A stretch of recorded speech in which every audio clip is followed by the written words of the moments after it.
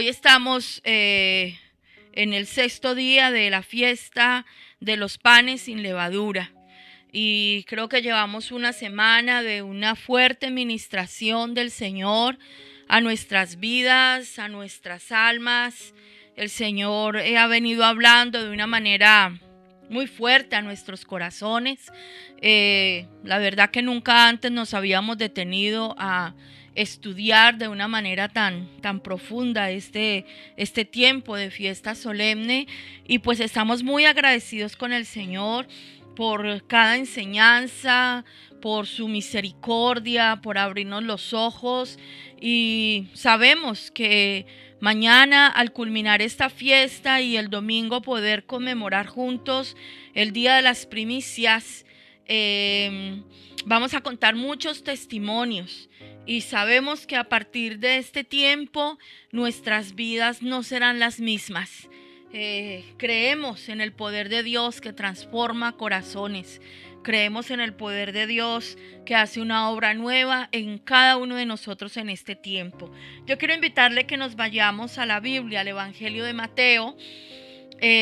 Hoy vamos a compartir sobre la levadura de Herodes. Ya estudiamos la levadura física, la levadura de los fariseos, la levadura de los saduceos, y hoy vamos a profundizar en la levadura de Herodes. Tenga papel y lápiz a la mano, y si le cuesta mucho tomar notas, recuerde que estos audios los estamos subiendo a nuestro canal de YouTube. Allí usted tiene acceso a todos los días anteriores, puede verlo las veces que sea necesario, porque sabemos que estos temas son tan profundos a nuestra vida que a veces necesitamos escucharlos varias veces para que podamos sacar esas enseñanzas a nuestra vida personal. Mateo capítulo 14 dice lo siguiente: en aquel tiempo Herodes el tetrarca oyó la fama de Jesús y dijo a sus criados: este es Juan el Bautista, ha resucitado de los muertos y por eso actúan en él estos poderes. Pero Herodes había prendido a Juan y le había encadenado y metido en la cárcel por causa de Herodías, mujer de Felipe su hermano, porque Juan le decía: no te es lícito tenerla. Y Herodes quería matarle, pero temía al pueblo, porque tenían a Juan por profeta. Pero cuando se celebraba el cumpleaños de Herodes, la hija de Herodías danzó en medio y agradó a Herodes, por lo cual éste le prometió con juramento darle todo lo que pidiese. Ella, instruida primero por su madre, dijo: dame aquí en un plato la cabeza de Juan el Bautista. Entonces el rey se entristeció, pero a causa del juramento y de los que estaban con él a la mesa, mandó que se la diesen y ordenó decapitar a Juan en la cárcel. Y fue traída su cabeza en un plato y dada a la muchacha, y ella la presentó a su madre. Entonces llegaron sus discípulos y tomaron el cuerpo y lo enterraron, y fueron y dieron las nuevas a Jesús. Oyéndolo, Jesús se apartó de allí. Paremos hasta ahí un momentico, perdón que yo me emociono y sigo leyendo. Entonces aquí nos encontramos un pasaje del Evangelio donde se nos habla de este hombre Herodes, el tetrarca, y para nosotros poder entender la levadura de Herodes, pues tenemos que saber quién era este hombre, ¿no? ¿Quién era este tipo? ¿De dónde venía? ¿Qué era lo que hacía? ¿Y por qué el Señor Jesús en el Evangelio de Marcos capítulo 8 versículo 15 le dijo a los discípulos, y él les mandó diciendo: mirad, guardaos de la levadura de los fariseos y de la levadura de Herodes? O sea, ¿por qué el Señor Jesús le dijo a sus discípulos, y esta palabra trasciende a nuestras vidas hoy: guardaos de la levadura de Herodes? Vamos a hacer un poco de historia. Cuando nosotros estudiamos la vida de Herodes, nos damos cuenta que el Herodes que Jesús se refiere era Herodes Antipas, el cual es mencionado 6 veces en la Biblia. A este Herodes, el Señor Jesús en alguna ocasión lo llamó zorra. En Lucas 13:32 encontramos ese pasaje donde el Señor Jesús expresa estas palabras. Se las voy a leer. Y les dijo: id A ver, dice el 31, aquel mismo día llegaron unos fariseos diciéndole, sal y vete de aquí, porque Herodes te quiere matar. Y les dijo, id y decida a aquella zorra, he aquí hecho fuera demonios y hago curaciones hoy, mañana y al tercer día terminó mi obra. Esa expresión zorra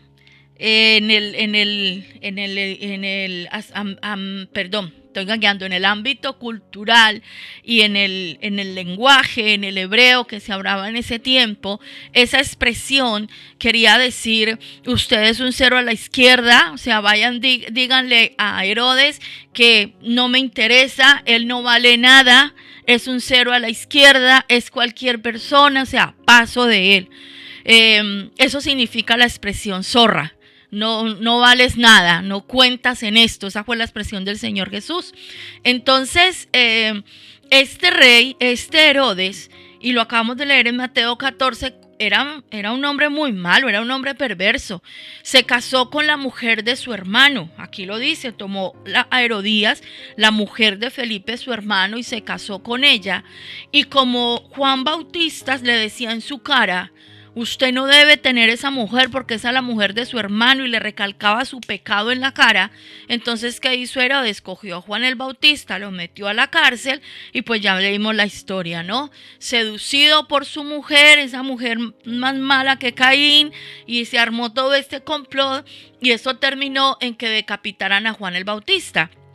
Y acabamos de leer en Marcos capítulo 8 que este hombre también se había atrevido a decir que él quería matar al Señor Jesús, ¿verdad?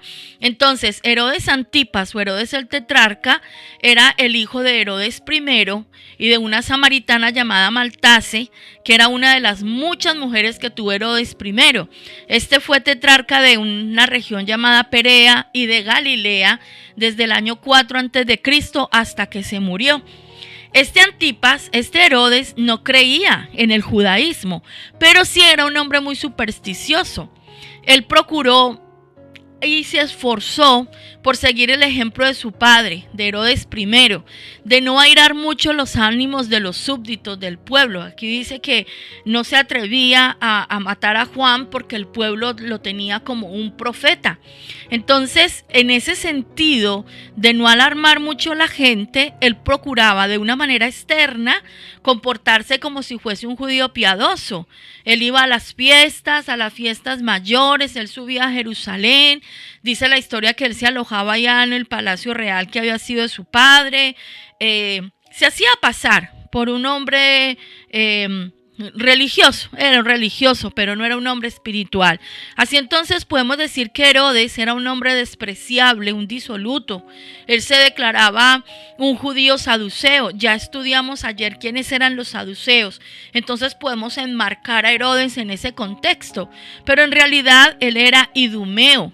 Él era un descendiente de Edom. Ellos no eran en sí, él no era israelita, sino que era un descendiente de Esaú. Y póngale cuidado a esto.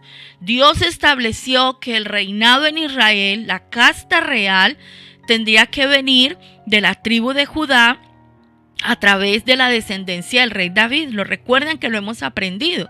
Y aquí vemos cómo, de una manera muy abusiva y haciendo lo que a ellos les parecía, este hombre terminó sin ser judío siquiera, sin ser israelita, mucho menos perteneciente a la tribu de Judá y mucho menos descendiente del rey David, terminó siendo el rey, ¿no? Entonces vamos a mirar, les decía hace un momento que era descendiente de Edom, descendiente de Esaú.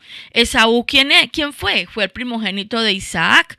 Recordemos aquella historia del Génesis. Esaú era el primogénito, despreció su primogenitura, la vendió por un guisado de lentejas a su hermano Jacob.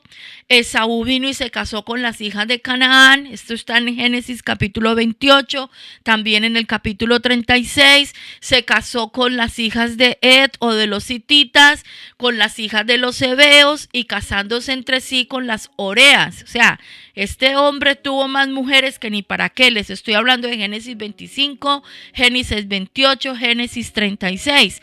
Estos matrimonios, dice la Biblia, fueron una amargura de espíritu para Isaac y Rebeca, que eran los padres de Esaú. Entonces ya usted se puede imaginar la genealogía, ¿no? La herencia y la sangre que corría por las venas de este Herodes. Entonces Esaú y los edomitas habitaban en el monte de Seir, y ese fue el monte que Dios le otorgó a Esaú como su posesión. Mucho tiempo después, esa tierra fue conocida como Idumea. Y durante la época de un hombre llamado Juan Hircano I, estamos hablando por allá del año 134 al 104 antes de nuestra era cristiana, el sobrino de Judas Macabeo. Recuerden los macabeos en el contexto de la fiesta de Hanukkah y el lío que se armó con el helenismo, con los griegos, ¿se acuerdan? Entonces, en ese tiempo, los judíos enfrentaron nuevamente la hostilidad de los idumeos. Y ese hombre Hircano I enfrentó a estos edomitas y conquistó todo Edom, y entonces él emprendió una conversión forzosa de los habitantes de Edom, de esa Idumea, al judaísmo. Fue algo que se les impuso, y desde ese tiempo los edomitas se convirtieron como en una parte de la población judía.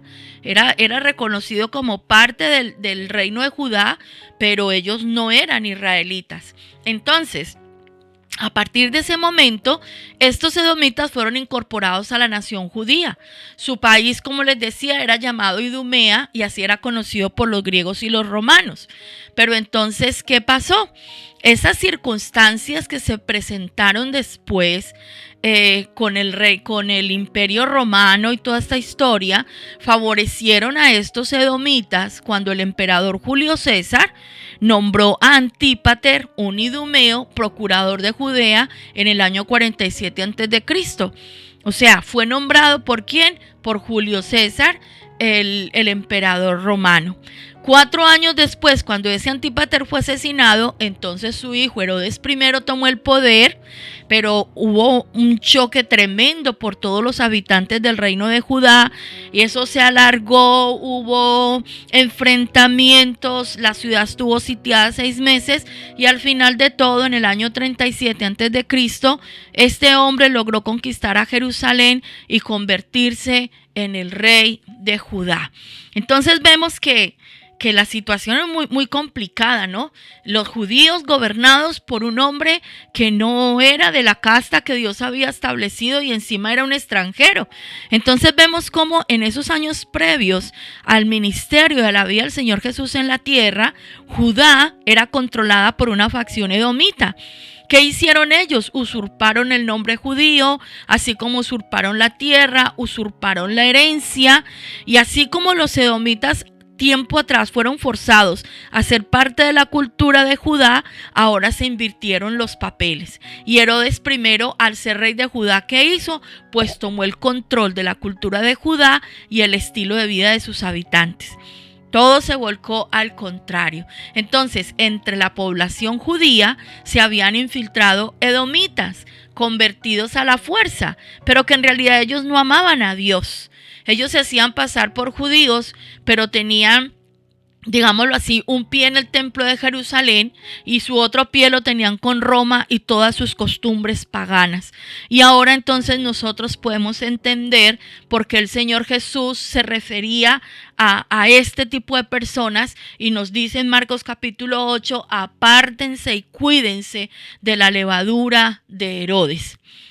Entonces, ¿qué es la levadura de Herodes? A la vista de todo esto, nosotros podemos definir la levadura de Herodes de la siguiente manera. Primero, esta levadura consistía en la mundanalidad escondida bajo la capa de una religiosidad oportunista y superficial, muy parecido a lo que vivían los otros dos grupos, fariseos y saduceos.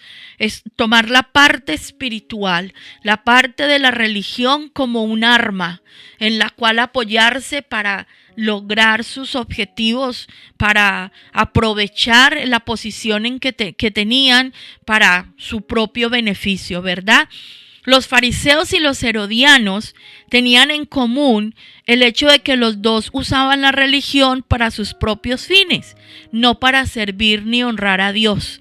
Por eso vimos en esta semana que los fariseos y los saduceos, que eran supuestamente los sacerdotes, los rabinos encargados de la parte religiosa del reino, del país, eran unos sinvergüenzas, estaban totalmente corrompidos. Entonces había una decadencia espiritual tremenda en el reino, en Israel, en Judá, en Israel.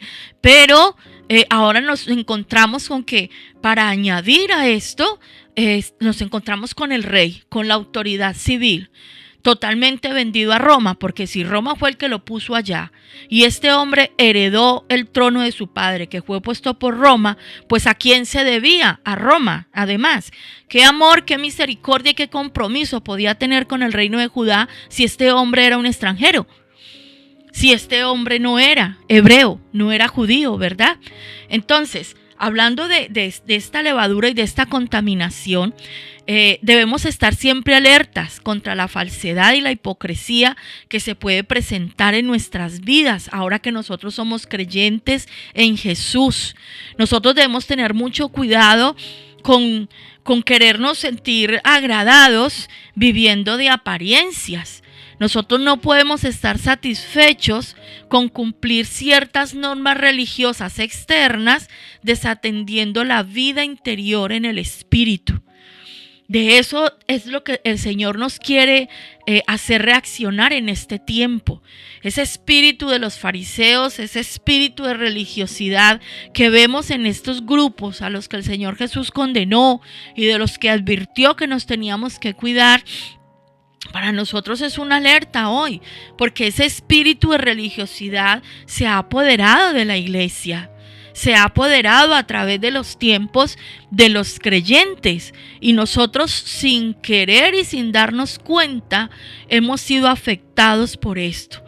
La levadura de Herodes nos habla de vivir mundanamente, pensando que porque tenemos una religión, por eso Dios ya tiene que estar satisfecho con nosotros.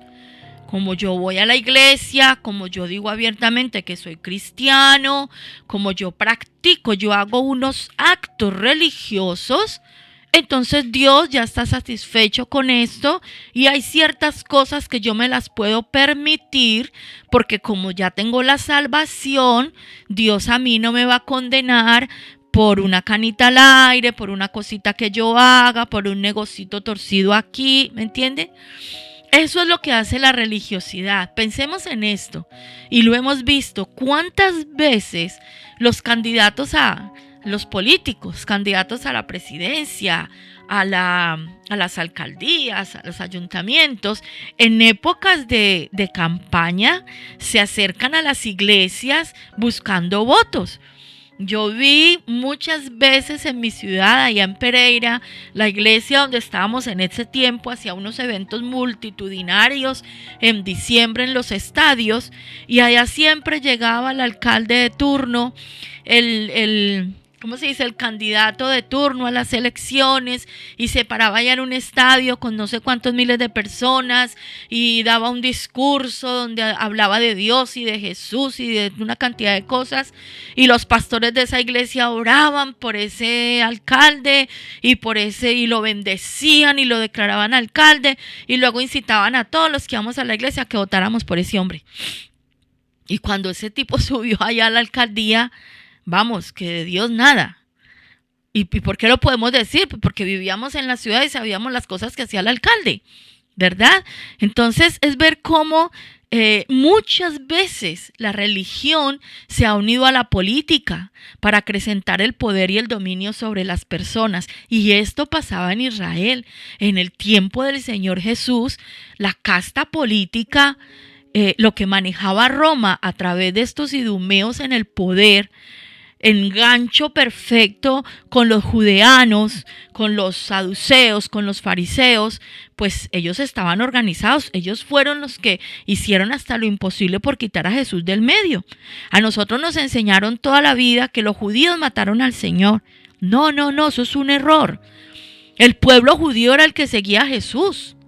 De hecho, cuando nosotros vemos en Hechos capítulo 8, dice que todos los que creyeron en ese tiempo fueron expulsados, tuvieron que salir de Israel perseguidos por abrazar esta enseñanza de Jesús.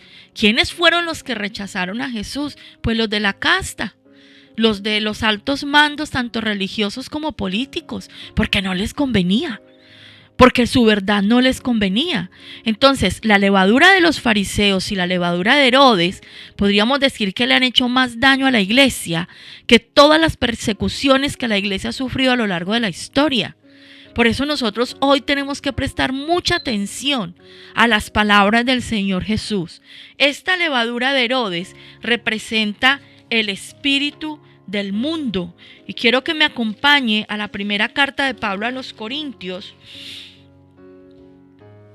capítulo 2, versículo 12. Primera de Corintios 2:12. Dice la palabra del Señor: y nosotros no hemos recibido el espíritu del mundo, sino el espíritu que proviene de Dios, para que sepamos lo que Dios nos ha concedido. Herodes vivía bajo este espíritu de libertinaje y de pecado. Herodes tenía una vida en sumo desorden. Lo más tremendo de esta levadura es que puede ser muy llamativa, puede ser muy deseable, y estamos a un hilito de caer en la contaminación de esta levadura que poco a poco va a leudar toda la masa, todo nuestro corazón, todo nuestro ser, va a contaminar todas las áreas de nuestra vida. Y esa contaminación que podamos vivir cada uno de nosotros, pues se va a proliferar. Recuerde que el pecado se contagia y terminamos pasándonos los pecados los unos a los otros, la levadura del uno al otro, ¿verdad? Ese espíritu del mundo es el que le grita a nuestra carne por allá: venga, solo un poquito, nadie se va a dar cuenta. Es que Dios no quiere que los hijos disfruten. No, Dios quiere que nosotros nos la pasemos bien. Un poquito nomás, un ratito más. Esto de vez en cuando no es tan malo. No seamos tan fanáticos. No podemos llevar las cosas tan al extremo. Hay que ser un poquito libres. Esos pensamientos, esas voces, esas palabras han formado parte de nuestras vidas. Todos en algún momento lo hemos pensado, lo hemos sentido, y es más, lo hemos manifestado con nuestros labios a otras personas. Yo lo he vivido, yo lo viví. Estudiando este tema aquí con mi esposo, nosotros teníamos que pedirle perdón al Señor porque durante un tiempo nosotros estuvimos contaminados de esto. Y da vergüenza decirlo, sí, da vergüenza. Pero bendito sea el Señor que nos ha traído a la luz de la verdad y nos ha abierto los ojos para que podamos salir de este engaño. Mire, esta semana yo sé que para muchos de nosotros, los que nos hemos metido a vivir este tiempo con el Señor, se han despertado cosas tremendas que estaban guardadas en nuestro corazón. Hemos tenido momentos de unas crisis muy fuertes, porque el Señor nos ha llevado a confrontar nuestras vidas frente a la verdad de su palabra. ¿Y qué vamos a hacer? ¿Nos vamos a devolver como aquella multitud que se encontró con el Señor y dijeron: dura palabra es esta, y dieron la vuelta y se fueron? Y solo quedaron los discípulos. Y el Señor Jesús les pregunta: ¿ustedes también se van a ir? Y Pedro le responde: Señor, ¿a quién iremos? Solo tú tienes palabras de vida eterna. Nosotros estamos durante este tiempo en un momento de confrontación con la verdad del Señor. Todo lo estamos viviendo. Todo aquel que ha tomado esta fiesta a su vida como un tiempo de intimar con el Señor, le aseguro que ha pasado una semana un poco difícil. Aquí en casa lo hemos vivido, yo lo he vivido, mi esposo lo ha vivido. Y estamos delante del Señor. ¿Nos vamos a ir porque es muy dura la palabra? ¿O le vamos a decir: Señor, ¿a quién iré si solo tú tienes palabra de vida eterna para mí? y me voy a quedar aquí a que tú me hables y me ayudes a salir de toda esta contaminación y yo pueda ser libre del espíritu del mundo, de ese espíritu que me ha engañado durante tanto tiempo, ese espíritu del mundo que ha usado trampas con las que ha hecho caer a muchas personas, que nos ha hecho errar a nosotros. Y ese espíritu del mundo atentó contra el Señor Jesús al inicio de su ministerio. Quiero que me acompañe la primera carta del apóstol Juan en el capítulo 2. Primera de Juan capítulo 2, versículo 16.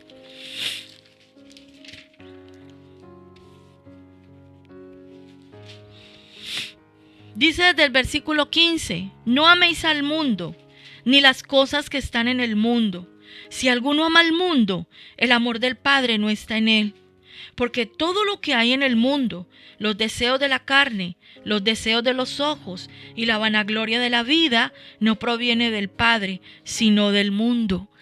Estas tres cosas ha usado el espíritu del mundo para engañar a los redimidos: los deseos de la carne, los deseos de los ojos y la vanagloria de la vida. Y esas cosas no vienen del Padre, sino que vienen del mundo. Y es un peligro, porque es que nosotros estamos rodeados del mundo. Y si nuestras vidas no están conectadas con el cielo en todo tiempo, estamos corriendo el peligro de ser seducidos por ese espíritu y caer en su engaño y en su mentira. El pueblo de Dios tiene que saber que los tiempos han cambiado. Los tiempos de ahora no son iguales a los tiempos de antaño. Las formas en que este espíritu del mundo se manifestaba cuando yo era un adolescente, muy distintas a lo que viven los adolescentes hoy, por ejemplo. Y yo no estoy muy vieja, no les voy a decir cuántos años tengo. Tengo unos cuantos, pero no muchos tampoco. Pero han cambiado las cosas. En mi tiempo el internet no existía, ni los teléfonos móviles. Y lo que había en la televisión era más televisión educativa, que era súper aburrida, porque daban hasta la primaria por televisión. Eso no era muy deseable. Nos la pasábamos viendo muñequitos o en la calle jugando. Entonces no teníamos las tecnologías, pero estábamos en la calle, rodeados de mucha gente y hacíamos muchas cosas, ¿cierto? Entonces el espíritu del mundo siempre ha estado ahí, pero de acuerdo a cómo va avanzando todo esto, se va manifestando de maneras diferentes. Y hoy nos tenemos que preguntar: ¿de qué te alimentas tú en la televisión? Cuando uno enciende hoy un televisor y tiene cientos de canales a su disposición. Cientos de canales. Ya son los canales que trae el mismo televisor como tal, los que le ofrece la TDT. Y si usted puede pagar una de estas agencias de Movistar, de no sé qué, que también ofrecen la tele, más los aledaños, el Netflix, mi hijo el que sabe todos los nombres, todos los que, el Rakuten y yo no sé cuántos más. ¿De qué nos estamos alimentando nosotros? ¿Qué cosas vemos en la internet? Si es que ahora el internet nos acompaña todo el día, porque el teléfono está con nosotros todo el tiempo. ¿De qué nos estamos alimentando? ¿A qué cosas estamos cediendo? Sin hablar entonces de las redes sociales, con quién nos relacionamos y qué cosas hacemos a través de las redes sociales. Es tiempo de hacer cambios a nuestros hábitos. Los tiempos han cambiado, pero nosotros no podemos olvidar que un poco de levadura leuda toda la masa. En eso tenemos que ser muy sabios y muy prudentes y cautelosos. Recordemos que en los tiempos del profeta Daniel en Babilonia, el rey quiso alimentarlos con su comida ofrecida a los ídolos. En ese tiempo el espíritu del mundo también estaba ahí. ¿Y qué hizo Daniel con sus amigos? Ellos decidieron en su corazón no contaminarse con la porción de la comida del rey. Los tiempos han cambiado. Las maneras en que este espíritu actúa varían. Pero su finalidad es la misma: corrompernos. Su estrategia cambia, pero la finalidad es la misma. Y nosotros tenemos que estar alertas frente a esto. Este Herodes Antipas aparece en el Nuevo Testamento como el responsable de la ejecución de Juan Bautista. Lo leíamos ahora en Mateo 14. ¿Por qué Juan el Bautista le hablaba a este hombre tan tremendamente? Porque sabía lo mal que se portaba y lo pecador que era. Cometió un pecado gravísimo, y es que tomó a la esposa de su hermano por mujer suya. Eso es un pecado de incesto. Y nos podemos imaginar, sabemos las consecuencias que trae el incesto en una familia, en una vida, y ese era el rey, era la autoridad. Y Juan Bautista se lo decía en su cara: usted no tiene por qué tener esa mujer, que la mujer no es suya, esa es la mujer de su hermano. Y este hombre, lleno de ira, porque ese profeta lo enfrentaba con su pecado, ¿qué hizo? Lo metió a la cárcel. ¿Sabe qué hace la levadura de Herodes en nuestras vidas? Nos lleva a tal punto que cuando nosotros estamos en pecado y viene un siervo de Dios a confrontarnos con el pecado, pues entonces estallamos en ira contra el siervo y hablamos mal de esa persona, porque me metió el dedo en la llaga, no es que me tocó a mí, y por qué se metió conmigo. Y entonces somos irreverentes con el siervo, y si es posible levantamos a varios de la iglesia contra ese siervo, contra ese pastor. ¿Por qué? Porque se metió en mi vida, porque es un fanático, porque cuántas cosas. Mire, usted sabe cuántas personas se han ido de la iglesia porque se les ha hablado del pecado. Vivimos en una época, en este tiempo, nadie quiere que le hablen del pecado. Atrae más una iglesia con una mega orquesta donde se les pida dinero a diestra y siniestra para comprar milagros y para sacarles demonios y ponerlos a vomitar en los servicios, que una iglesia donde el pastor se levante a hablar del pecado. Las iglesias donde se habla del pecado y la condenación del pecado están más bien vacías, porque a la gente no le gusta que les hablen del pecado y de la verdad. ¿Y sabe por qué reaccionan de esta manera? Porque están llenos de la levadura de Herodes, del espíritu de religiosidad, envanecidos en su pecado. Entonces vemos que este Herodes era un falso judío. Hay una expresión en el Evangelio en Juan 1:47, donde el Señor Jesús dice: he aquí un verdadero israelita, en el cual no hay engaño. Ahora podemos entender por qué el Señor Jesús decía un verdadero israelita, porque era que la nación estaba llena de extranjeros que se ponían el traje de israelitas, de judíos, pero que en su corazón no lo eran. Y de esto mismo nos habla el apóstol Pablo en Romanos 2, versículos 28 y 29. Romanos capítulo 2, versículos 28 y 29. Y dice la palabra del Señor: pues no es judío el que lo es exteriormente, ni es la circuncisión la que se hace exteriormente en la carne, sino que es judío el que lo es en lo interior. Y la circuncisión es la del corazón, en espíritu, no en letra, la alabanza del cual no viene de los hombres, sino de Dios. El llamado que el Señor nos hace es a ser genuinos en nuestra entrega y nuestra consagración al Señor. Que no vivamos una fe de una manera superficial y por guardar las apariencias, no por aparentar delante de la gente, porque Dios conoce nuestro corazón. Dios conoce nuestro corazón. ¿A quién pretendemos engañar? A Dios no podemos engañarlo.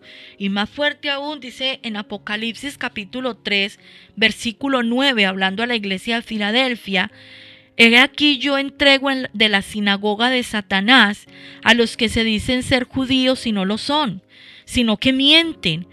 He aquí yo haré que vengan y se postren a tus pies y reconozcan que yo te he amado. Mire qué fuerte estas palabras. A todo aquel que pretenda mostrarse por fuera lo que en realidad no es en su interior, el Señor mismo lo va a desnudar. Estas palabras son muy fuertes. Y dice, entrego de la sinagoga de Satanás. Señor, protégenos. Porque cubiertos de esta levadura y esta contaminación, creemos que hemos sido perdonados, que hemos sido redimidos, pero resulta que no. El Señor nos llama de la sinagoga de Satanás a los que se dicen ser judíos y no lo son. Mira bien que aquí no dice los que se dicen ser cristianos, porque es que el cristianismo es otra cosa. Y esto lo vamos a estudiar. Esto es un tema muy profundo. Aquí habla de los que son judíos. Y de la misma forma habló el Señor Jesús, he aquí un verdadero israelita. Y lo acabamos de leer en Romanos, las palabras del apóstol Pablo. Aquel que conoce la Escritura, aquel que vive lo que el Señor Jesús enseñó y lo que el Padre estableció. En esto tenemos que ser genuinos. Créanme que durante muchos años, hablo de mí, que es la primera persona que tengo delante, yo vivía esto. Yo viví la religión de mi madre y de mis hermanos. Yo viví la religión evangélica. Yo viví los cultos. Yo viví los campamentos. Yo viví en la iglesia donde crecí las conferencias anuales. Y durante un tiempo después, yo seguía viviendo una religión. Pero llegó un día donde el Señor confrontó mi vida. Y en una situación tan fuerte que tuve que pasar, el Espíritu Santo me llevó a entender que yo había vivido una religión, pero yo no había nacido de nuevo. Yo no había de verdad pasado a la cruz. Yo no había tenido un encuentro real con el Señor. Yo no había entendido en mi interior lo que significa creer en Cristo y ser creyente de Cristo. Y las Escrituras, su palabra, la obediencia, la santificación, el ser apartado para el Señor. Y fue muy doloroso a mi vida. Fue muy doloroso. Encontraron ese pasaje donde el Señor dice, y es que al final de los tiempos van a venir y me van a decir, mira que yo predicaba, que yo oraba por los enfermos, yo visitaba no sé quién, yo hacía no sé qué. Y yo les diré, apartaos de mí, no los conozco. Esos religiosos, apartados de mí, yo no los conozco. Ustedes hicieron muchos actos religiosos, pero yo no estaba ahí. Ustedes no estaban conmigo. Sus corazones estaban lejos de mí. Todo era una superficialidad. Ese día me dolió en lo más profundo de mi corazón. Y de ese día para acá en mi vida sucedió cosas muy diferentes. Ha sido muy distinta la relación con el Señor. Y es el llamado que el Padre nos hace en este tiempo. Porque está preparando a la iglesia. Nos está preparando a sus hijos. Estamos viviendo unos tiempos muy fuertes. Y si nosotros en realidad no somos hijos, no somos genuinos en la conversión, ¿cómo vamos a enfrentar las cosas que se están viniendo encima? La levadura de Herodes es el sincretismo religioso. Es esa mezcla de un poco de Biblia y mucho de paganismo, de cultura, de filosofía. Hoy en día está mezclado con todo. Herodes no obedecía las leyes divinas. Herodes no era un hombre piadoso. Por el contrario, este Herodes era un sanguinario como su padre. Era un adúltero. Era un perseguidor de los profetas. Era un oportunista. Y aún así se presentaba a la fiesta de la Pascua, fingiendo una piedad que en su corazón no había, porque su corazón no estaba convertido ni arrepentido al Dios vivo. La levadura de Herodes es en lo que se ha convertido la religión cristiana, mis amados. Esta religión cristiana que usted y yo hemos practicado durante tantos años, que se inclina por el Dios de Abraham, de Isaac y de Jacob, el Dios revelado aquí en las Escrituras. Pero esa misma religión no tiene problemas, por ejemplo, con santificar días y fiestas a dioses paganos y cultos a la muerte. ¿En cuántas congregaciones donde hemos estado usted y yo hemos estado ahí, hemos participado de esto? Y se celebraba que el Halloween. No, es Halloween 31 de octubre. Los niños del ministerio infantil no los traigan disfrazados ni de muerte, ni de vampiro. Vamos a disfrazarlos de Josué, de José, de Moisés. Engaño. Mentira. No puede ser. Nosotros hemos santificado días y fiestas de dioses paganos. Hemos participado de ellas, creyendo que con eso estamos agradando al Señor. Esa religión cristiana que se atreve, que muchos de sus miembros celebran alrededor de hogueras y hacen rituales para la buena suerte. ¿Qué hace un verdadero creyente, un hombre, una mujer nacido de nuevo en las hogueras de San Juan en la playa?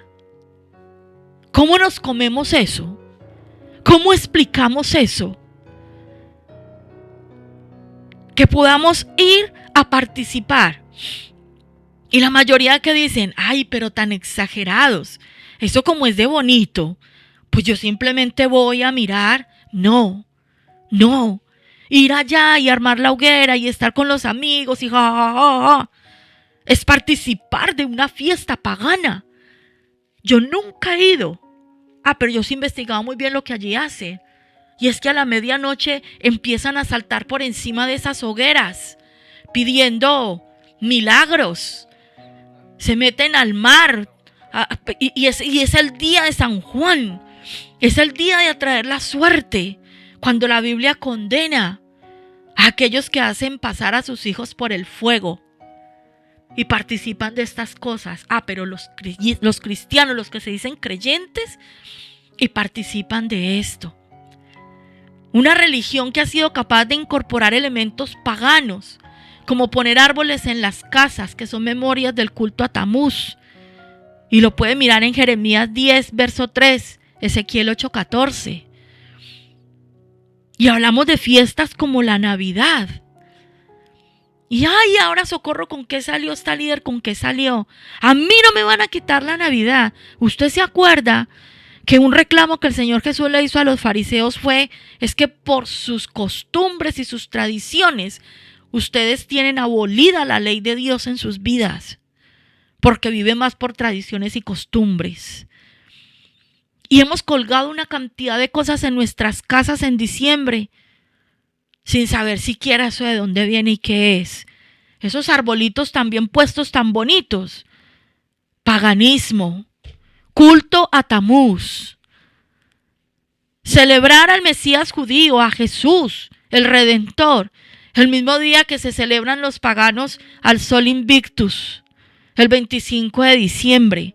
Ya aprendimos, bendito sea el Señor, que nuestro Redentor no nació en diciembre. Nuestro Redentor nació en septiembre o en octubre, en el marco de la fiesta de los tabernáculos. ¿Qué hacemos entonces celebrando esa fiesta? ¿Qué hacemos, cristianos, creyentes, en esta época de Pascua, poniendo a los hijos a recoger los huevos de colores? Una cosa extraña, huevos que ponen los conejos. Los conejos no ponen huevos porque los conejos son mamíferos. Pero ¿sabe dónde se hacía eso? En Babilonia, en el culto a una diosa que se llama Ishtar o Astoret. Hacer fiesta el 1 de enero, como lo hacían los romanos en la fiesta al dios Janus. Celebrando el inicio del año. No lo sabíamos, ¿verdad? Pues el Señor nos lo ha venido anunciando hace mucho tiempo. Ahora vamos un poco más allá. Hoy en día nos encontramos congregaciones que se dicen ser seguidores de Jesús y el Evangelio, que se dicen ser creyentes de Jesús y el Evangelio, y practican la unión entre personas del mismo sexo, y lo defienden con la misma palabra de Dios. Congregaciones que han permitido ideologías demoníacas, como el feminismo en la iglesia. Y entonces en las iglesias hay pastora, no hay pastor. Cosa especial, eso en la Biblia no está por ninguna parte. El sacerdocio y el liderazgo en la iglesia lo tiene el varón. Gústele al que le guste y al que no, que vaya y reclame en el cielo, porque es que es lo que está escrito. Y eso no quiere decir que las mujeres en la iglesia nos vamos a sentar a mirar para el techo. De hecho, yo estoy aquí dando un tema. Yo estoy aquí porque mi esposo me ha pedido que lo haga. Bajo su dirección, está sentado aquí al lado mío. Tenemos mucho que servir en la iglesia, pero no podemos invertir los roles.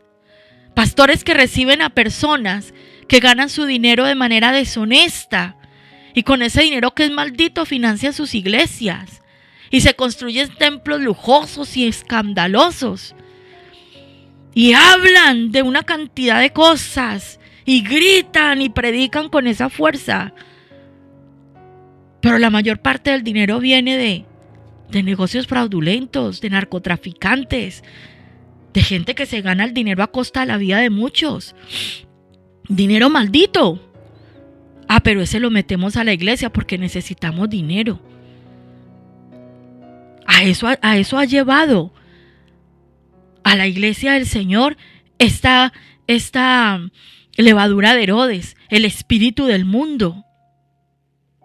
En medio de los cultos en las iglesias que supuestamente se hacen para adorar al Señor, en sus altares empiezan a poner música mundana, grupos de bailarines medio desnudos. Mire, mi esposo y yo hemos tenido que pedirle perdón al Señor por esto, porque en las iglesias donde estábamos esto lo hacían y nosotros nunca lo condenamos. Nos quedábamos aterrados, pero no sabíamos qué hacer, porque eso hacían nuestros líderes. A nosotros nos tocó evidenciarlo varias veces, que en el mismo salón donde habíamos tenido día y medio de congreso, ministrando matrimonios, ministrando al Señor, la noche que terminaba el congreso traían un grupo de bailarines con esas mujeres medio desnudas y uno quedaba, Dios mío, ¿qué es esto? Ahí estábamos. De alguna manera participábamos de eso. Nunca lo condenamos, en nuestro corazón sabíamos que eso no estaba mal, pero nunca dijimos nada, le teníamos miedo a la autoridad, yo qué sé, estábamos envueltos en esto. No estamos hablando de falacias, es que lo hemos vivido. Se convierten los salones de reunión en tremendas discotecas y no pasa nada, porque eso es una estrategia para ganar personas para el Señor. Engaño del diablo. ¿Cómo voy a traer yo a la gente perdida en el mundo, en el pecado, a mostrarles más perdición en la iglesia? En la iglesia tienen que encontrar algo diferente. Pero eso es lo que hace la levadura de Herodes. Me confieso como creyente en Cristo, pero defiendo en seguir viviendo mi vida como a mí me parece. Entonces no me caso. Entonces no me organizo tantas cosas en mi vida. Sigo viviendo igual. Lo mismo que viven los incrédulos. Pero es que yo soy creyente en Cristo. Pero no pasa nada, porque el Señor ya me perdonó. El Señor ya murió por mí y entonces yo ya tengo la entrada al cielo. Así que puedo seguir en esto porque no pasa nada. No, con el Señor no se juega. Me confieso creyente, pero cuando tengo la oportunidad me pego una borrachera. Me presto para negocios fraudulentos. Mire, ¿cuántos de nosotros? Bueno, la verdad yo eso nunca lo hice, pero muchos cercanos míos sí. Ahora a mí me lo propusieron más de una vez. Mándeme este dinerito a Colombia, yo le pago 50 euritos. Y por esos 50 euritos pues se iba y se mandaba el giro. ¿Y usted sabía por qué hacían eso? No podían mandar más porque ya habían mandado demasiado. ¿Y de dónde venía el dinero? La Biblia nos dice no participen de pecados ajenos. Mire, esa levadura contamina nuestras vidas. Nos reíamos una vez las que trabajamos en las casas como asistentas, pidiéndole perdón al Señor y reconociendo lo que hacíamos. Cuando de la casa del trabajo nos robábamos las barritas del jabón. Porque es que como esto no lo usan, es que como compran tantas fregonas, no se van a dar cuenta que yo me llevé una para la casa. Esto lo hemos hablado con las mujeres. La mayoría hemos hecho eso. ¿Y eso cómo se llama? Robar. Y las cristianas, las supuestas creyentes, robábamos en la casa donde trabajábamos. ¿De qué estamos hablando? Y no pasa nada. Yo sigo siendo creyente. Yo sigo siendo creyente. Acepto sin ningún reclamo la vida desordenada de los hijos en mi casa, sin disciplina y sin temor del Señor. Entonces nos hemos tenido que enfrentar con familias de supuestos creyentes, que los padres están en la sala y su hija o su hijo están en la habitación teniendo sexo con su pareja de turno. Y no dicen nada porque como mi hijo es mayor de 18, por favor. Y los hijos perdiéndose en el pecado, en la inmoralidad. Luego vienen esas vidas destruidas y nosotros lo hemos consentido. Porque, ¿y yo qué le voy a decir? Y como ya es adulto, y pues tampoco podemos llevar eso. Yo prefiero que lo haga aquí, no en la calle, han dicho muchos. Ay no, yo prefiero tenerlo aquí, no en la calle. Engañados por el espíritu de la mundanalidad. ¿Cómo nos influye este mundo hoy, verdad? ¿Cómo nos contamina? Y nosotros seguimos como si nada. Esa levadura de Herodes no es sino otra forma de tradición. Esa levadura de Herodes pretende santificar lo pagano. Anula la instrucción de Dios. Y tristemente terminamos convertidos en sinagogas de Satanás, como dice en el libro de Apocalipsis. La maldad y el pecado, la Escritura lo define como la transgresión de la ley. Y eso dice en 1 Juan 3:4, todo aquel que comete pecado infringe también la ley, pues el pecado es infracción de la ley. La levadura de Herodes, mis hermanos, es mezclar lo santo con lo pagano. Es pretender que con cristianizar o santificar lo inmundo podemos agradar a Dios. Y esto es muy serio. Esto es muy delicado. Una vez más les digo, demos gracias al Señor que nos permite conocer esto. Porque tristemente todos hemos estado envueltos en esta contaminación. Creyentes en Cristo, asistentes a la iglesia, visitando brujos, adivinos, buscando bendiciones y respuestas para sus vidas. Creyentes que asisten a la iglesia, yendo a un lugar a que los opere San Gregorio, el hermano Wantunwenjin y no sé cuántas historias, poniendo velones blancos para traer las buenas energías, parándose media hora en el dedo gordo del pie para mantener el equilibrio cósmico. A esas cosas hemos llegado nosotros. A esas cosas hemos llegado. Casas de los creyentes donde tienen por ahí unas pirámides. Y los elefantitos y el gordo ese que le soban la panza para que les dé dinero. Una herradura detrás de la puerta. Esas cosas hemos vivido nosotros. ¿Y eso qué es? Es contaminación. Es contaminación. Porque igual lo hemos justificado. ¿Qué quiere el Señor de nosotros, mis amados? Que nosotros, por la gracia y la obra redentora de Cristo, tengamos una genuina conversión. Y sea Él sacando de nuestras vidas la influencia del espíritu del mundo. Pero para eso usted y yo tenemos que hacer nuestra parte. Nosotros no podemos decirle, Señor, libérame del espíritu del mundo, si seguimos haciendo lo mismo. Si seguimos yendo a las mismas fuentes a alimentarnos de lo mismo, frecuentando los mismos lugares, manteniendo las mismas amistades, consultando las mismas páginas de internet, dedicando tantas horas a esto, a lo otro. Mis amados, es tiempo de un cambio. Es tiempo de retomar el camino de la verdad. Dura palabra es esta. Y a todos el Señor nos ha dado. A todos el Señor nos ha corregido. Pidámosle perdón al Señor. Mi esposo y yo queremos orar por la iglesia porque muchos de ustedes, la mayoría, tienen un caminar con nosotros en el ministerio y todos fuimos contaminados de esto.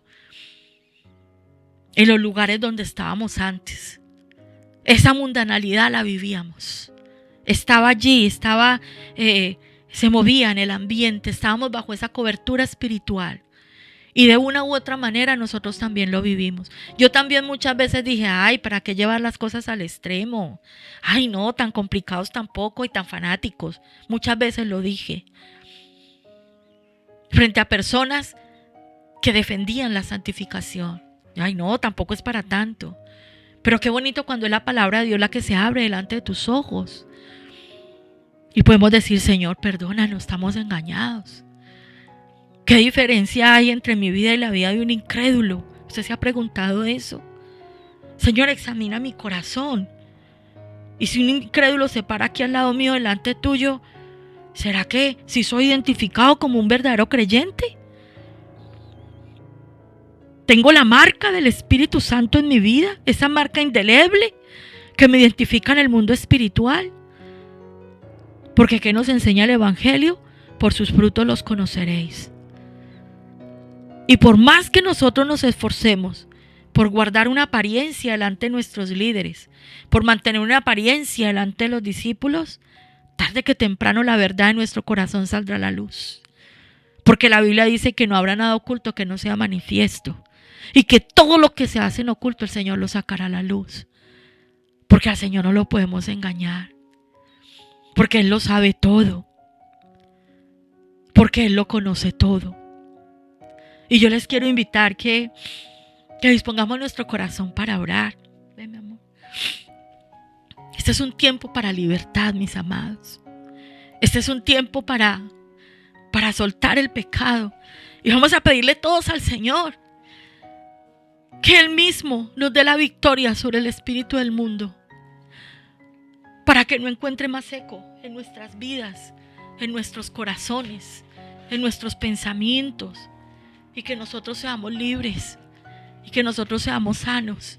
Y podamos caminar en santidad delante del Señor. Quiero invitarle allí donde usted está que cierre sus ojos para que no se distraiga. Y vamos a orar. Vamos a entrar en la presencia del Señor. No, Padre, yo en esta tarde te doy gracias. Gracias, amado Señor, por tu amor y misericordia, por tu bondad, por la fidelidad que cada momento tú tienes y derramas para nosotros, mi Dios. Padre, en esta tarde nosotros venimos a presentarte nuestras vidas, a presentarte nuestros corazones, a presentarte todo nuestro ser delante de tu presencia, mi Señor. Padre, y a reconocer que muchas veces hemos fallado, hemos pecado, hemos atentado, Señor, contra tu soberanía. Pero hoy venimos, Señor, con un corazón arrepentido, a presentarte todo nuestro ser, a reconocer, Señor, tu grandeza, a reconocer tu poder, a reconocer tus muchas misericordias, a reconocer tu inmenso amor sobre nosotros. Padre Dios, gracias, porque hoy, mi Señor, tú estás sanando, porque hoy, mi Señor, tú estás liberando, porque hoy estás haciendo una obra de limpieza, de renovación, de restauración en todo nuestro ser, en todo nuestro corazón. Padre Dios, gracias porque tú has permitido, Señor, que nuestra vida esté hoy conociendo esta realidad, que hoy estemos conociendo esta realidad en nuestras vidas. Gracias, Padre Dios, por abrir nuestros ojos, por abrir nuestros oídos espirituales. Gracias, Padre Dios, por permitir que nuestro corazón se abra para el conocimiento. Tu palabra dice, Señor, que cosas que ojo no vio, ni oído yo, ni han subido a corazón de hombre, son las que tú tienes reservadas para aquellos que te aman. Hoy, Padre Dios, venimos a pedirte perdón. Padre Dios, venimos a pedirte perdón. Perdón porque hemos pecado. Perdón, Señor. Venimos a humillarnos delante de ti. A pedirte perdón, Señor, porque hemos pecado y porque hemos admitido esta levadura de Herodes en nuestras vidas, en nuestros corazones. Y de alguna manera, Señor, la hemos permitido, hemos sido permisivos y no hemos puesto obstáculos ni nos hemos opuesto en algún momento. Y veíamos, Señor, las cosas mundanas dentro de la iglesia. Veíamos, Señor, las cosas que pasaban dentro de los cultos, dentro de las reuniones. Y nosotros no nos oponíamos, Señor. Hoy yo te pido perdón. Hoy, Padre, como tu hijo, como creyente en Cristo, yo te pido perdón. Yo te pido que hoy, Señor, tú nos limpies. Y reconocemos hoy que nuestros padres han pecado. Que nuestros líderes, que nuestros pastores, los que estuvieron, bajo los cuales estuvimos en cobertura, pecaron, Señor. Cometieron una infracción, infringieron tu ley, fueron permisivos y muchas otras cosas más, Señor. Muchas actitudes mundanas tenían en su corazón. Hoy, Padre Dios, yo te pido perdón. Hoy, mi Señor, yo te pido que limpies, Señor. Padre, hemos estado bajo esa cobertura espiritual de líderes y pastores codiciosos, de pastores y líderes espirituales que lo único que tenían en su corazón era hacer dinero, manipular a la gente. Y habían cosas muy mundanas. Padre, yo te pido que nos liberes. Que hoy, mi Señor, tú liberes nuestras vidas. Yo te pido hoy, Señor, que liberes la iglesia. Porque de allá venimos, Señor. Esa es nuestra raíz espiritual. Hoy yo te pido, mi Señor, que traigas libertad a nuestra mente, a nuestro corazón, a nuestro espíritu. Que hoy, mi Señor, nuestra vida sea liberada, transformada, renovada, Señor, por tu inmenso amor, por tu bondad, Señor, por tu misericordia. Padre Dios, gracias, porque tú hoy, Señor, estás sanando, estás liberando, estás transformando nuestras vidas y todo nuestro ser. Padre Dios, hoy, mi Señor, venimos ante ti para adorarte y bendecirte. Y yo quiero que usted hoy, que está aquí conmigo, yo le voy a invitar a que usted hoy repita estas palabras que yo voy a leer hoy. Yo le voy a invitar a que usted hoy repita conmigo, diciéndoselas al Señor con todo su corazón.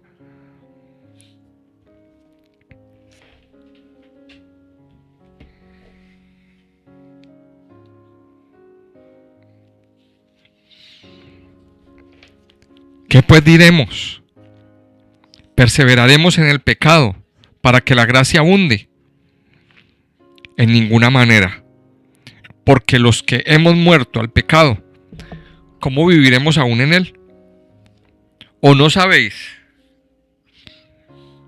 que todos los que hemos sido bautizados en Cristo Jesús, hemos sido bautizados en su muerte? Porque somos sepultados juntamente con él para muerte por el bautismo, a fin de que como Cristo resucitó de los muertos por la gloria del Padre, así también nosotros andemos en vida nueva.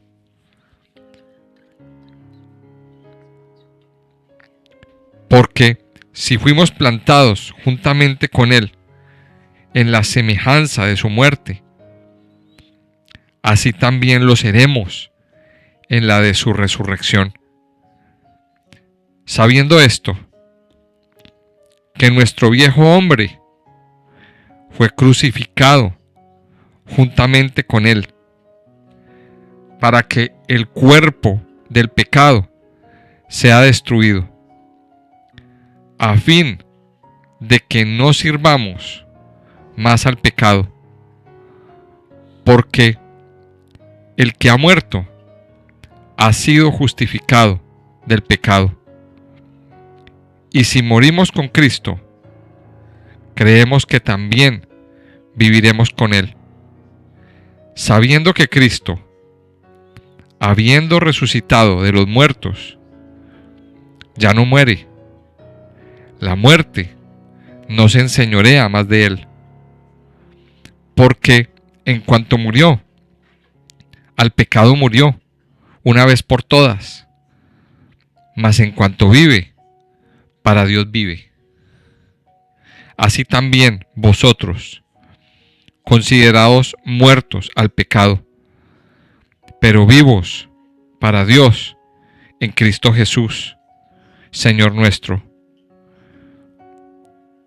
Y repita con fuerza esto: no reine, pues, el pecado en vuestro cuerpo mortal, de modo que lo obedezcáis en sus concupiscencias, ni tampoco presentéis vuestros miembros al pecado como instrumentos de iniquidad, sino presentaos vosotros mismos a Dios como vivos de entre los muertos, y vuestros miembros a Dios como instrumentos de justicia, porque el pecado no se enseñoreará de vosotros, pues no estáis bajo la ley, sino bajo la gracia.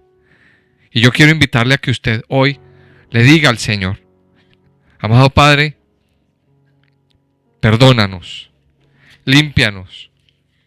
Permite, Señor, que el pecado ya no reine en mi vida, que ya no tenga ninguna autoridad. Padre Dios, hoy yo te pido perdón. Hoy, Señor, yo te pido perdón por la mundanalidad. Hoy yo te pido perdón, Señor, por haber dejado pasar tantas cosas, por no haberme opuesto cuando hemos visto tantas cosas, tantas malas actitudes, tantas actitudes pecaminosas dentro de la casa de Dios. También, Señor, yo te pido perdón por las cosas que nosotros hicimos. Yo te pido, Señor, perdón por nuestros pecados, porque también, Señor, en algún momento hicimos celebraciones, hicimos fiestas, hicimos cosas que a ti no te agradan, Señor. Y yo como pastor te pido perdón. Como padre de familia te pido perdón, Señor. Te pido que nos cubras con tu gracia. Y una vez más, Señor, yo proclamo que no reine el pecado en nuestro cuerpo mortal, de modo que lo obedezcamos en nuestras concupiscencias. Yo una vez proclamo que no reine el pecado en la iglesia. En la iglesia iré, ni en ninguno de sus miembros. Hoy, Señor, en el nombre de Jesús, renunciamos a todo pecado. Hoy, en el nombre de Jesús, renunciamos a toda mundanalidad. Hoy, en el nombre de Jesús, renunciamos a la actitud de pasar, de no decir nada, de quedarnos callados. Hoy, en el nombre de Jesús, renunciamos a todo espíritu del mundo, a todo espíritu de paganismo, a todo espíritu de falsa religiosidad. Renunciamos a todo espíritu de hipocresía. Renunciamos en el nombre de Jesús a todo espíritu de fanatismo religioso, a todo espíritu de engaño. En el nombre de Jesús, no reine el pecado en nuestros corazones. No reine. Le ordenamos al pecado que no reine más en la iglesia.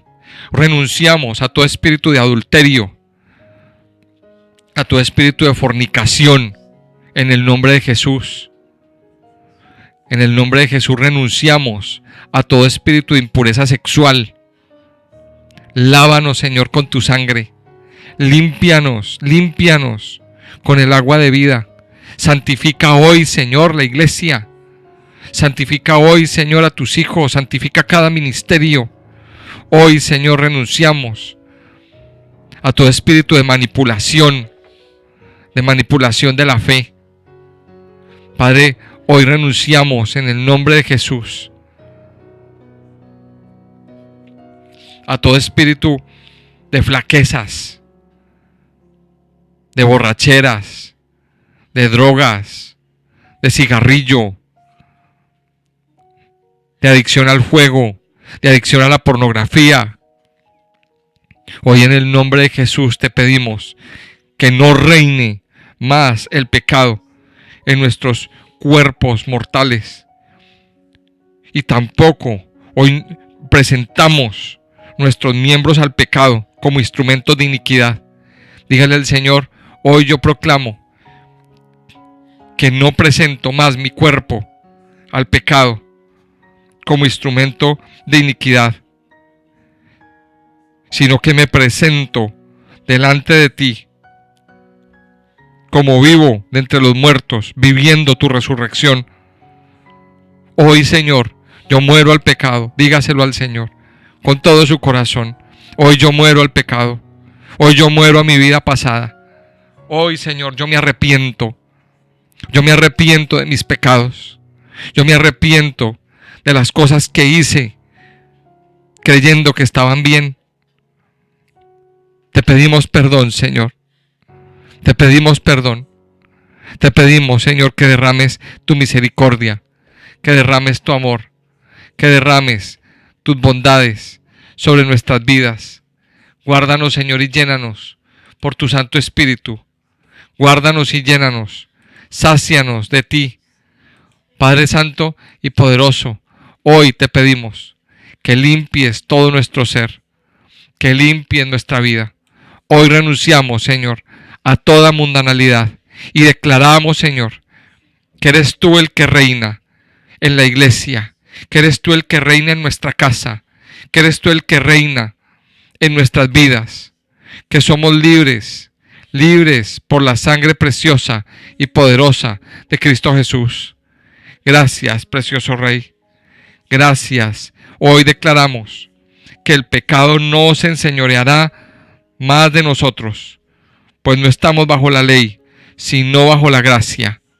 Dígalo otra vez. Hoy proclamamos que el pecado no se enseñoreará más de nuestros cuerpos, ni de nuestra mente, ni de nuestra casa, ni de la iglesia. Hoy, Señor, echamos fuera el pecado. Echamos fuera el pecado de nuestra casa.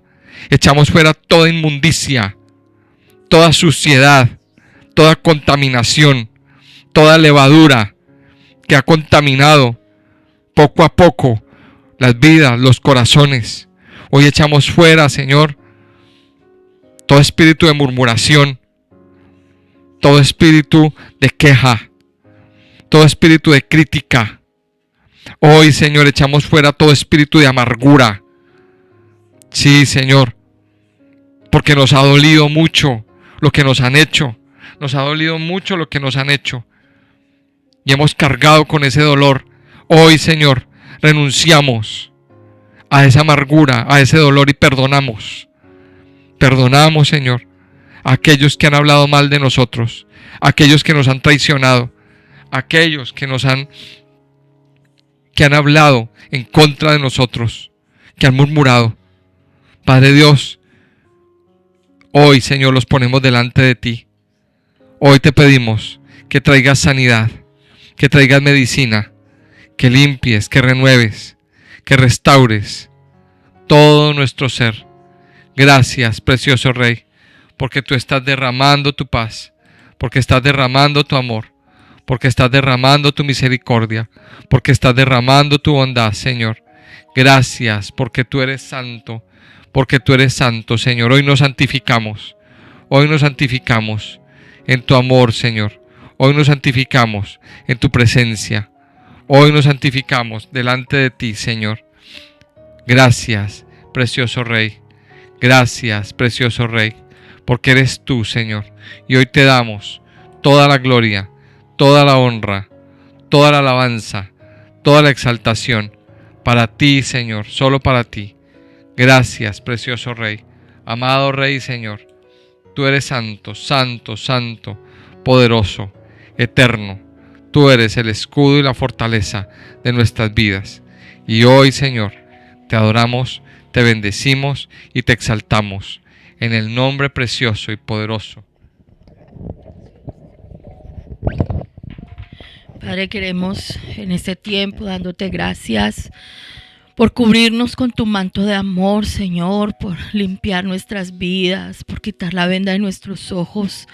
Agradecidos, Señor, por tu gran misericordia, porque tú has extendido tu mano para levantarnos, Señor, y acercarnos a ti. Queremos pedirte en esta noche, Señor, que tú nos protejas, que tú nos guardes de todas las acechanzas, Señor, y que tú protejas nuestras vidas de la muerte, de esa enfermedad que se ha extendido sobre la tierra. Señor, en este día venimos ante ti. No clamamos, Señor, conforme a nuestros méritos, porque nunca serían suficientes, pero sí clamamos, Señor, apelando a tu gran amor, a tu bondad y misericordia. Que en este día, Señor, tú guardes nuestras vidas, tú guardes nuestros cuerpos y tú nos protejas, Señor, para que ese virus no toque nuestros cuerpos, Señor. Hoy oramos por aquellos miembros de nuestra iglesia, de nuestra familia, que de alguna manera han estado expuestos, mi Señor, que han tenido contacto con personas que luego han manifestado estar a lo mejor contaminadas de este virus. Hoy oramos, Señor, clamamos tu protección, recordamos, Señor, lo que dice tu palabra, que no habrá, mi Señor, plaga que toque la casa de tus hijos, que no habrá plaga, Señor, que toque nuestras vidas. Nosotros pedimos tu protección, porque nuestra ayuda viene del cielo, de ti, Padre eterno, que eres el que hiciste los cielos y la tierra, y nosotros creemos, Señor, que tú no te adormeces, que tú no te duermes, que tú velas por nuestras vidas, Señor. Por eso hoy ponemos en tu altar a cada miembro de la familia Iré, a cada miembro de nuestras familias, Señor, y clamamos tu misericordia. Todos, Señor, nos postramos delante de tu altar y te pedimos tu protección, Señor. Cúbrenos con tu manto de amor, oh Dios. Guárdanos, Señor, para que este virus no nos toque. Ayúdanos a ser responsables, comprometidos en todo tiempo, Señor. A cuidar nuestra salud, Señor, a cuidar nuestra nutrición, a tomar las medidas que sean necesarias para evitar los contagios, Padre. Nosotros hacemos lo que es posible, pero tú, mi Señor, eres el Dios de los imposibles y por eso a ti clamamos, Señor, tu protección sobre nuestras vidas. Que tú nos guardes, Señor, que tú seas velando por nosotros como lo has hecho hasta ahora. Padre, gracias por sanar a los que han estado enfermos.